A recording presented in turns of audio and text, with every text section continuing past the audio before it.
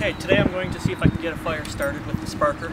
It is late February, temperatures are a little bit warmer than normal for this season.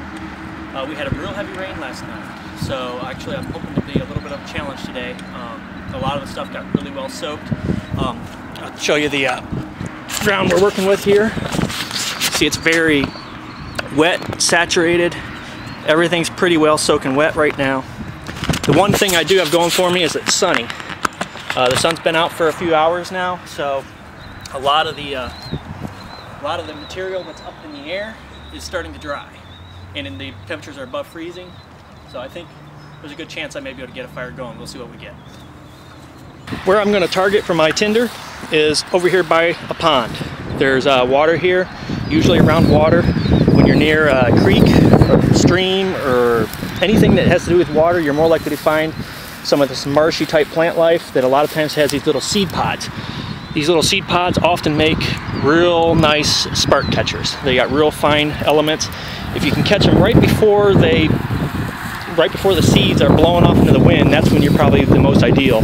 We're a little bit past that point, but I can still see a few here that's got some seed pod material with them still, even though a lot of it's blown off. A lot of it's still there too. Another thing to look for is any good dry grassy material, as long as it's dried out. That'll be the hard part here. It's just finding some of this stuff that's still dry or starting to dry.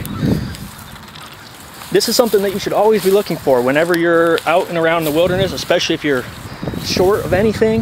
Especially be looking for sources of that. It doesn't matter if you're out getting firewood, setting snares, just hiking, trying to find your location. Any of those things, if you come across stuff, just be aware. Look around you. You might find some good tinder. Even when you're not looking for tinder, sometimes that's when you'll find the best tinder. So just kind of get in the habit of looking at everything around you, no matter what you're doing, and you'll a lot of times find things that'll be helpful for later on. And this also helps conserve energy. A big thing to do when you're out in the wilderness and low on food is conserve energy. So anything you can do to help with that is always a good thing. I'm going to take a few of these seed pods right here. I saw some cattail stuff over here on the other side. I think I'm going to go collect some of those. The cattails a lot of times have dry material on the inside because they're so dense that depending on how long the rain was, the rain may not saturate all the way through. We'll see. We'll see if we get any of that that's a little bit drier on the inside. Okay.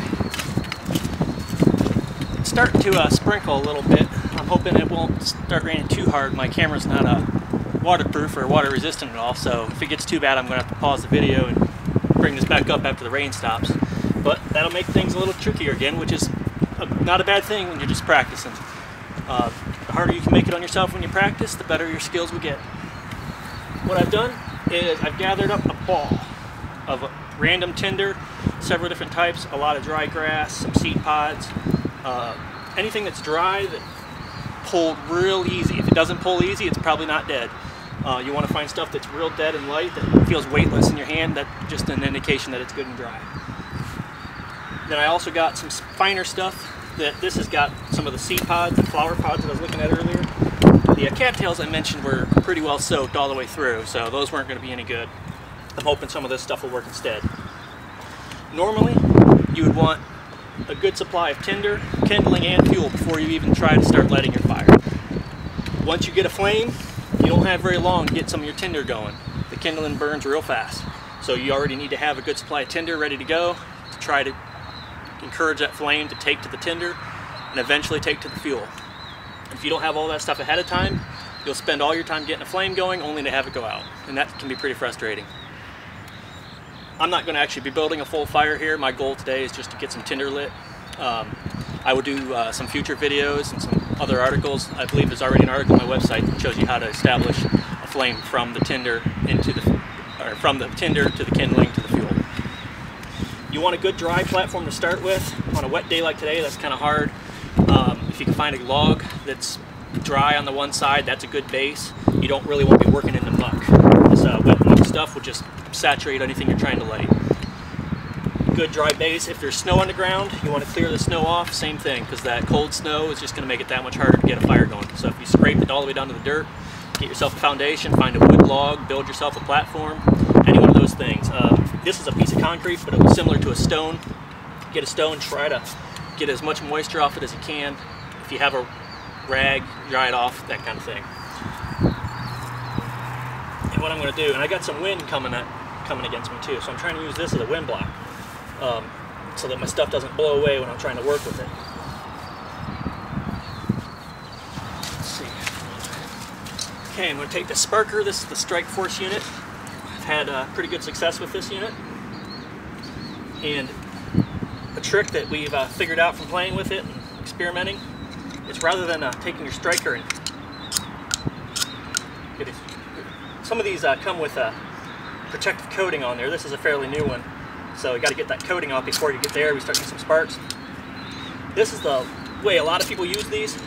What we've noticed is you can't control where the sparks go quite as well. Oh, look at that. How about that? That's excellent. That's much faster than typical. Want to get that ball up in the air. If it starts to go out, pick it up and blow on it. This is going good. Right now I'd be throwing my kindling on there. If I had some kindling to throw on there, I think that would take fairly fast. Wow, I'm actually surprised how quick that was. I wasn't even actually expecting it to light yet. What I'm going to do is I'm going to stamp this out. I want to show you the technique I was going to show you for the sparker. And that is, an alternate technique is to take your steel and put it down where you want the flames to go while it's got some heat, and pull away with your flint material. And what that does is that gives you a much more directed, controlled for putting those sparks right where you want them. And as you can see, it just lit right back up again. This dry grass, working great. After a full night of rain, sprinkling right now, I'm pretty happy with that.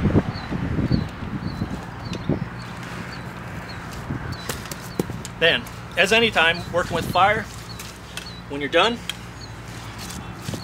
take some wet wood, water, anything around you, and you make sure that that's all good and out.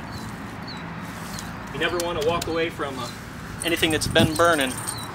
Even though there's no flames, a lot of times stuff can just reignite if the wind picks up just right and has just the right amount of material in there. I've seen a lot of times where you think a fire's completely out and Mother Nature has a way to make it light right back up sometimes.